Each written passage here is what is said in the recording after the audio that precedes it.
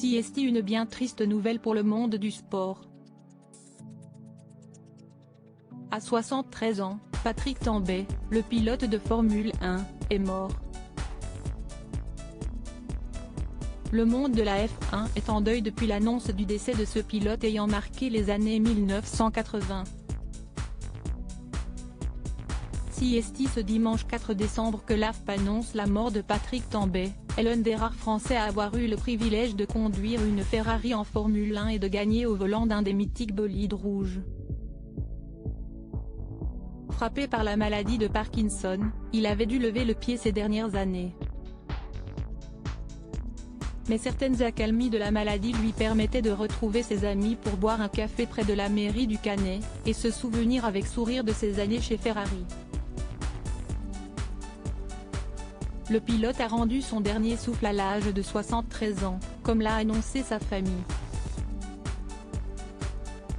Ce dernier nous a quittés mais aura marqué sa discipline avec 2 victoires en Grand Prix, sur 2 circuits mythiques, Hockenheim en 1982 et Imola en 1983.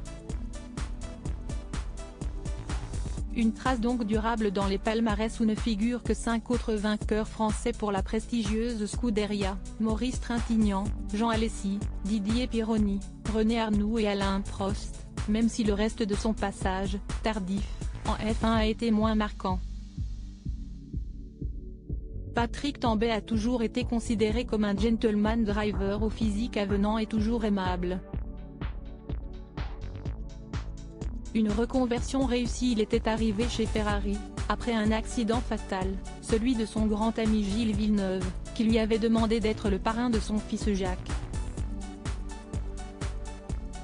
Il a en effet remplacé le Québécois, qui s'est tué en mai 1982 lors des essais du Grand Prix de Belgique. Il a terminé 7e du championnat du monde en 1982, 4e la saison suivante, le meilleur classement de sa carrière. C'était sa première et dernière fois au volant d'une monoplace de haut niveau où il a collectionné les podiums.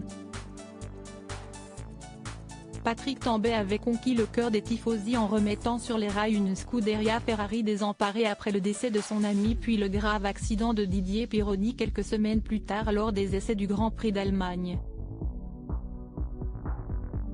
Après sa carrière, le grand sportif est devenu l'une des voix de la F1, au micro de Canal+, de RMC, de la 5 ou encore de Motors de télévision. Il était également devenu élu dans la petite ville du Canet, Alpes-Maritimes. Après avoir démarré comme adjoint au sport en 1995, avec dans son équipe le footballeur Christian Lopez et le volleyeur Alain Fabiani, il était ensuite devenu conseiller général et départemental, élu en 2002, 2008 et 2015 sous les couleurs des Républicains. Côté vie privée, il laisse derrière lui 3 enfants, Esti, Loïc né d'une première union et Adrien, issu d'un second mariage.